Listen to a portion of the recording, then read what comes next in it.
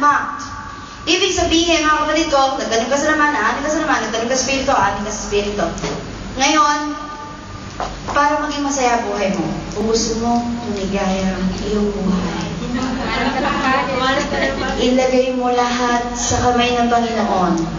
Amen? God will assume full responsibility to those people who give their life wholly to the Lord. May mga taong ayaw panindigan ng responsibilidad. Nakabuntes, ayaw pakasalan. Di akin yan! Lumabas na nga, siyang siya eh. Muso pa lang oh. Siyang siya na, di ba? Pero mga kapatid ko, kung ang tao hindi responsable, ayaw manindigan, si Lord, kahit kailan maninindigan, He will take full responsibility. Saan? Sa mga taong buong-buo nag-alay ng pagtitiwala at buhay sa Panginoon. Ngayon, inialay mo ba buong buhay mo sa Panginoon? Pagtitiwala mo, si Lord bahala sa'yo. Alam ni Lord ang kanyang ginagawa. Amen? Palakpakan po natin ang Panginoon. So, kapag meron tayong mga wants, yung mga lusts ng flesh, it causes misery. Pumapangit ka, papaunti ng papaunti, papangit ka ng papangit, hindi paganda ng paganda. Pero alam po, sino mong naki Lord, paganda ng paganda. Amen. Hindi ba? Hindi mo ikatabi mo. Gumaganda ba? Amen. Mga kapatid ko, yung TL. Galing kay Lord eh. Di ba? Ano ba ang cause nitong mga stripes na ito? Frustration, disappointments, dissatisfaction, di ka na masaya sa buhay mo, lagi na lang kulang. Kulang. Amo mo, kulang na rin. Alam mo yun? Ito problema natin mga katulong. Pag nasimula ka nang hindi satisfied sa amo, hindi ka na masaya sa trabaho. Dahil pag di ka na masaya sa trabaho, mapapagod ka. Pag napagod ka, magkakasakit ka, di ba? Pag nagkasakit ka, pwedeng mawalan ka ng trabaho. Pag nawalan ka ng trabaho, ano mangyayari? And it all comes with strife. It's true. Hindi tayo satisfied sa meron tayo. Yan ang kulay mo, kahit i-bleach mo yan, pag natapatan ka ng araw, iitim din yan. Hala ka. Yang ilong mo na yan. Delikado, pagka pinadugtungan mo, kasi pagka may nagalit sa'yo, sinunto ka. Gaganon mo. Papay pa. Ano yung sabihin? Yung mga dissatisfaction sa buhay, pero first of all, discuss natin yung sa mga amo. Pag nasimula ka nang hindi satisfied sa amo mo, magpagod ka na, aayaw ka na. Hanggang sa... Pero na lang yung talagang hirap talaga. Hirap na hirap. Pero yung mostly, simple lang na problema, lahat tayo dumadanas yan eh. Amen? Amen. Nagkukwentuhan dito, hindi, mas mahirap amo ko sa amo mo. Ano ba? Lahat tayo hirap. Huwag na tayo magpagalingan. Hindi wala yan sa alaga ko. Abnormal talaga alaga ko. Mas abnormal ang alaga ko sa alaga ko. Alam mo yun? Di ba, Linggo, nagkakagulo? Mukain. Huwag na pagtalunan kung sino masamang amo at sino abnormal na alaga. Ito na lang. Be satisfied with what you have. Amen. Pag hindi ka satisfied, doon nagsisimulang malungkot ka na, hindi ka na makatapos ng kontrata kasi uwi ka na lang. Pag uwi ng Pilipinas, magte-text ka kay Pastora, Pastora, meron po bang amo dyan? Eh, hindi nga akong iniwanan mo, hindi na available. Eh, simula lang sa slide. Amen?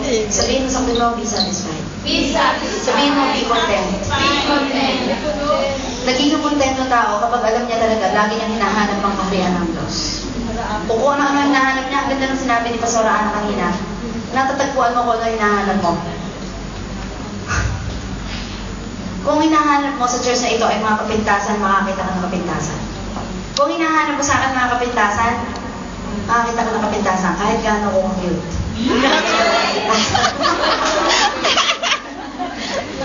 Amen? Yun ang hinahanap mo eh. Pero kung hinahanap mo ay good things, makakita ka ng good things. Hinahanap mo presence ni Lord, makikita mo. Amen? Ano hinahanap mo? So be content, be satisfied. Amen? James 1:4. Ako na lang po ang babasa. Sabi rito, But let patience have its perfect work, that you may be perfect and complete, lacking nothing. Lacking nothing. Ang isang taong merong patience sa lahat ng bagay, yun nga, paano nakakaroon ng patience? I-develop ng Panginoon sa fruit of the Holy Spirit. Kung ikaw daw ay merong patience, gumagawa ito ng trabaho sa iyo, His perfect work.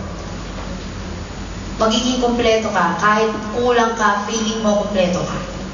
Amen? Pwede naman yun eh. Walang perfecto dito sa mundo. Lahat tayo may kulang. Pero we feel complete. Bakit completeness? Our completeness is in God. Amen? Lacking nothing. Wala tayong hinahangad na kung ano-ano. Alam mo yung wanting nothing.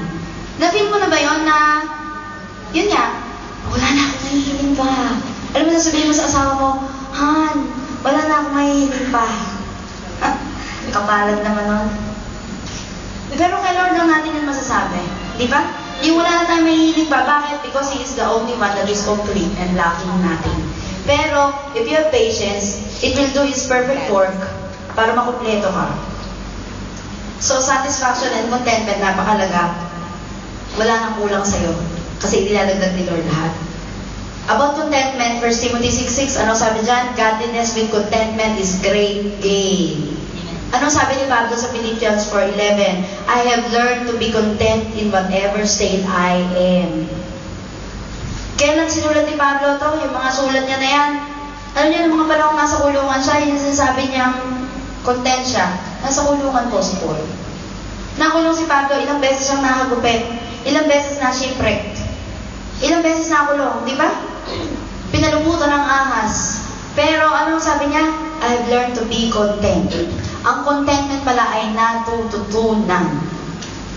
Sasabihin mo, Pastora, paano bang maging content? Hindi ko ma-feel. Wala sa feeling yan. Nasa learning. Gusto mo bang matuto? Gusto mo matuto? Sabihin mo katabi, gusto mo bang matuto? O di magpaturo ka. Ibukas mo ang sarili mo. Ang isang taong sarado, ayaw tumanggap, hindi na matututo yan, hindi madadagdagan. Puno na eh. Hindi ba? Ang isang basong puno.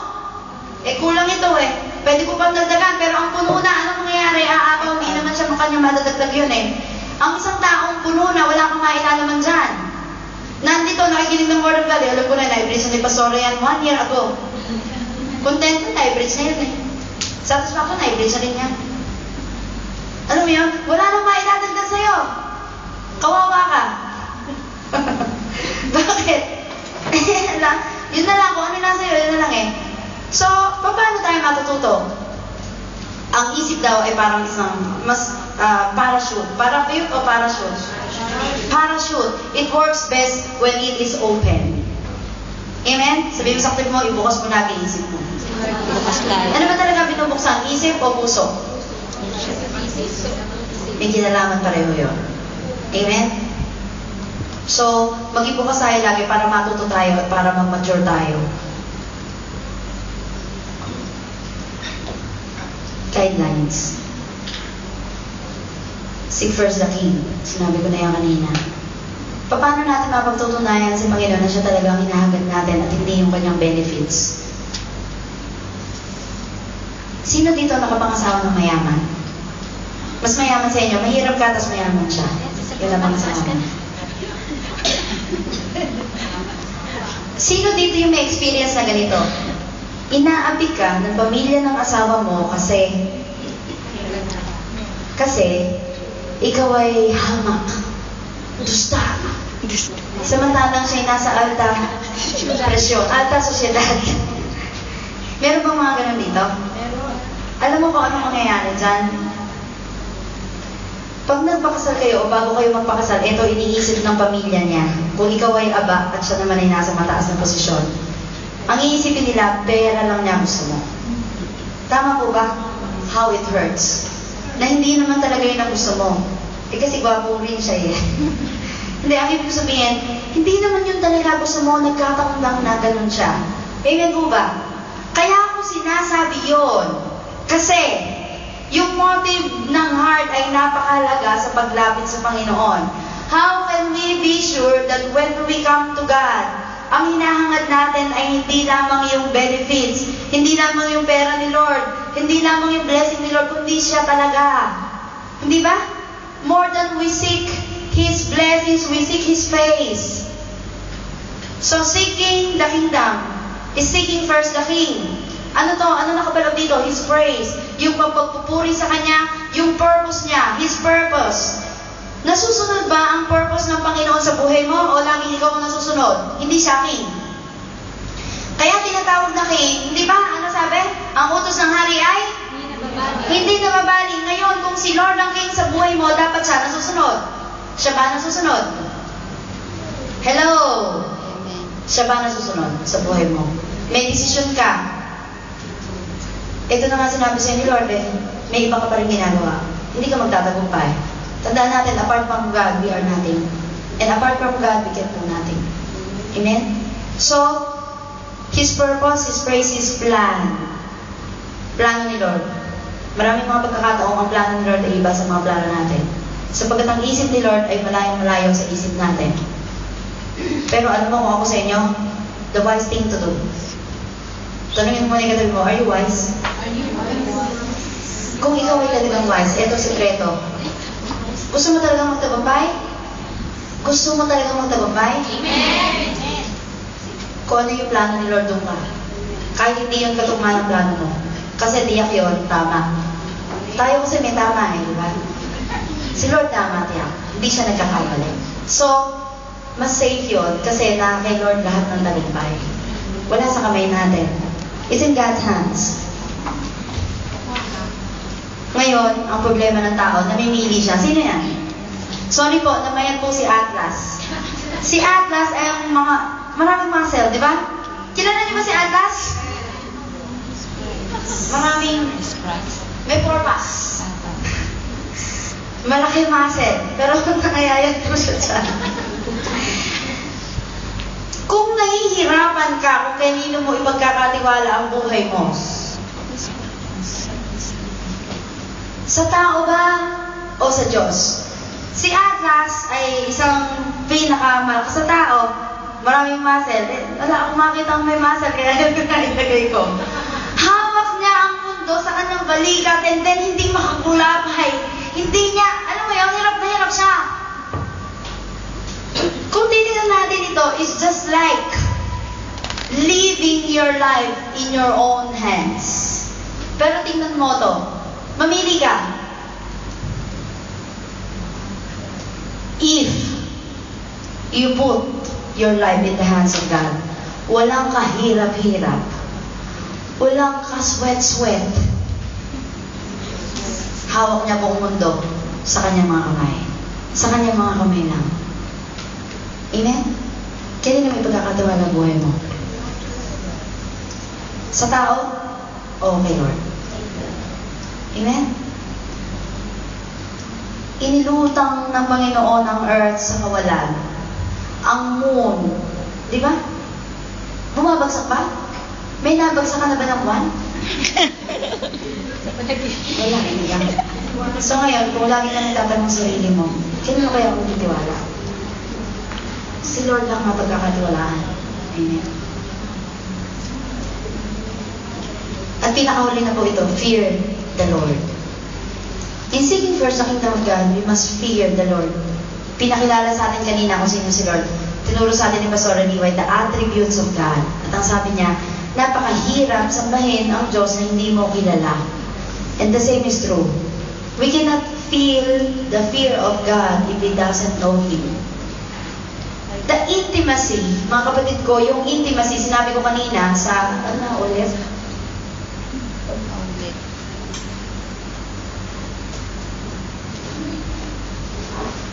The only way to be intimate with God is to fear Him. Sabi ko kanina, ano pagkakaiba ng scare sa fear? Pag tinagalog mo ang scare at saka tinagalog mo ang fear, iisa, takot. Pero ano ba magkaiba? Nagtanong ako sa isang matalinong babae, ano pagkakaiba ng scare sa fear? Ang sabi niya, ang scare ay parang wala ka ng lakas pa para gumawa kasi takot na takot ka na. Sabi ko siguro ito yun. It is a state na kung saan na-paralyze ka na ng takot mo, yun ang scare. At ang fear ay iba, is just a feeling. Pero pwede mo pa rin gawin ng isang bagay even if you are fearful. Pero ano ba ang fear na sinasabing the fear of God? Ang sabi sa Proverbs.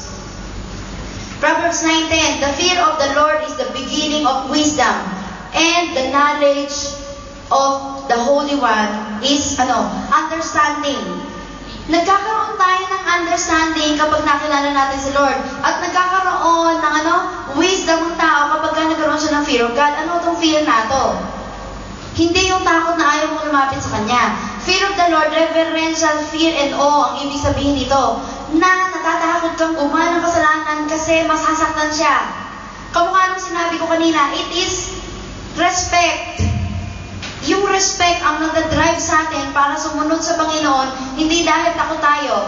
Maraming pastor, sinusunod ng tao kasi takot lang yung tao. Na mapagalitan o ma-DA. Amen? Pag pinakatingin ng pastor, ginagawa pa rin niya yung hindi dapat gawin. Hindi totoong fear yun. Amen? Amen. Eh si Lord, di ba kahit saan, nandun, nakikita ka, naririnig ka, alam niya lahat ng ginagawa, reverential fear and awe of God. Ito yung pinag-uusapan natin, the fear of God. Na meron tayong respect na gawin yung kalooban niya o hindi gawin yung mga makapagpapasakit sa Kanya kasi we respect Him and we love Him. Yun yung fear of God. Kung titingnan natin in the Old Testament sa Genesis, sinabi ng Panginoon doon na kaya ako kayo pinadaan sa ilang ay para matest kayo. Do not fear. Kaya ako kayo pinadaan dito para matest kayo kung meron kayong fear of God. Parang, huwag kayo matakot. Kasi gusto kong ma-check kung meron kayong fear. Parang ang hirap unawain, parang contradiction. Pero ang ibig lang sabihin nun, mga kapatid ko, pinapadaan tayo sa testing ng Panginoon, hindi tayo dapat matakot para ma-develop sa atin yung fear of God. Eh ano nga yung fear of God? Takot kang gumawa ng kasalanan kasi masasaktan siya. It is like this. You love what God loves and you hate what God hates. Ano ayaw ni Lord?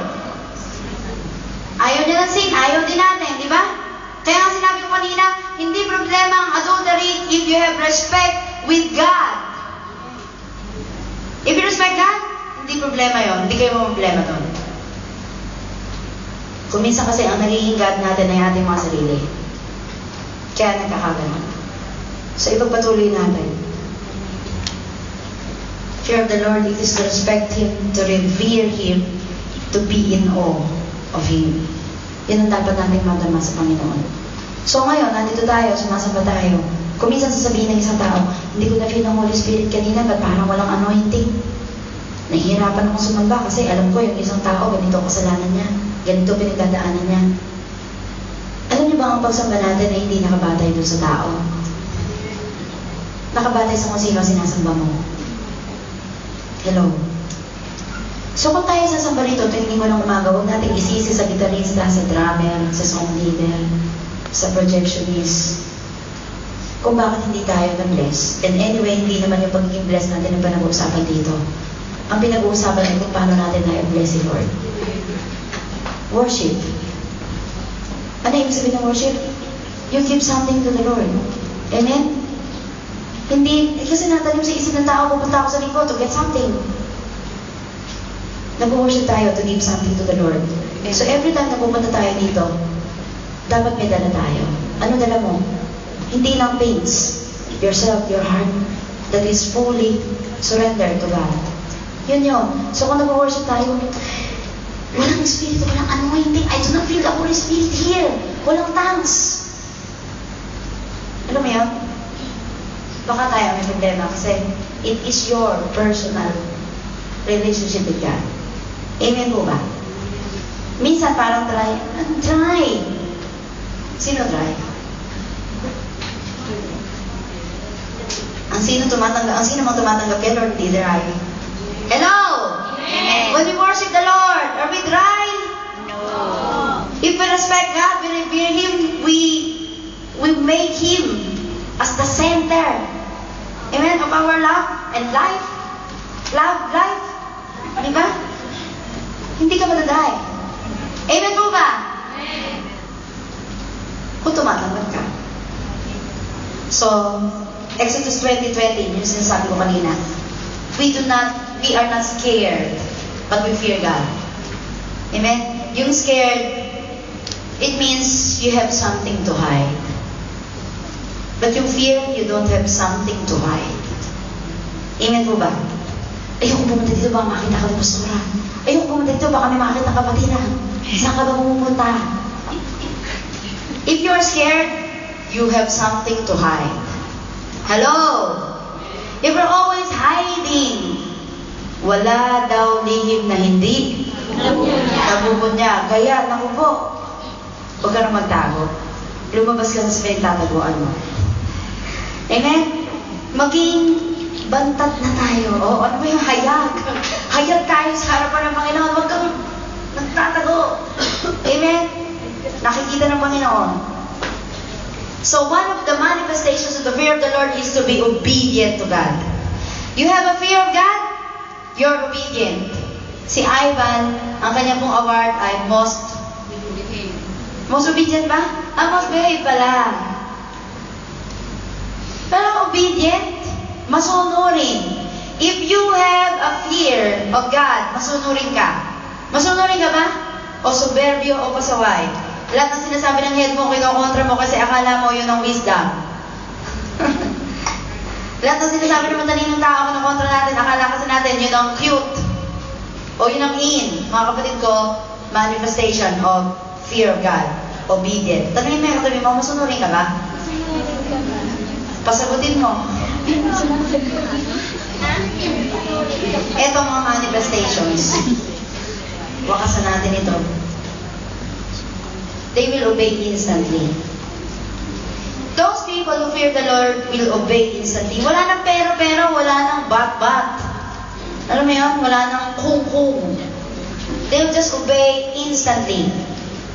Alam mo, merong mag-asawa o merong isang lalaki, isang araw sa langit. Ang sabi ng angel, tinatawagan ng atensyon ng lahat ng mga lalaking tunay na lalaki na hindi ang asawa nila ang naghahari sa kanila. Luminya sa gawing kanan. Tinatawagan ng mga lalaking ang nasusunod sa buhay nila ay ang kanilang mga asawang babae. Luminya sa gawing kaliwa. Alam mo, nang makita-kita ng anghel, nag-iisa lang yung nakalinya sa kanan. At nilapitan ng anghel. Sabi niya, congratulations! Ikaw lang ang tunay na lalaking may tapang para manindigan bilang ama ng tahanan. Kaya sabi niya, ano ang nagbunsod sa iyo para luminya dito sa kanan? Inutusan po ako ng misis ko. Sasakalin daw niya ako pag luminya dito. It's not the real obedience. Amen. People who have a fear of the Lord will obey instantly. Wala nang kung, wala nang pero. Amen. Minsan yung mga taong utusan mo, basura niya. Alam mo yun? Ang daming dahilan.